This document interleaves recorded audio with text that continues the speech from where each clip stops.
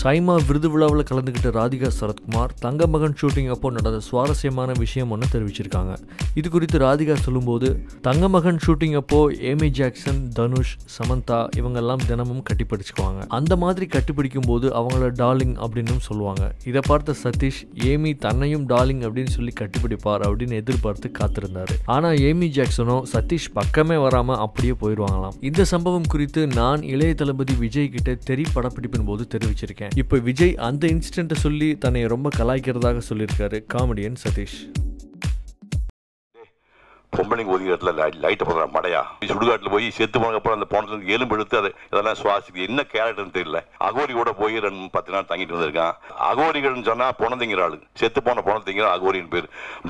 பாலாவுக்கு இவன் அண்ணன். 2 ஆண்டி பண்டாங்க சேர்ந்து ஒரு படம் எடுத்திருக்காங்க. ராஜமுருகன் கிட்ட இருக்க அனுபவத்துக்கு அவன் 500 படம் எடுக்கலாம். தயவுசெய்து மகனே 500 எடுக்க வேண்டாம், ஒரு 50 படம் எடுறான். அவ்வளவு விஷயம் இருக்கு.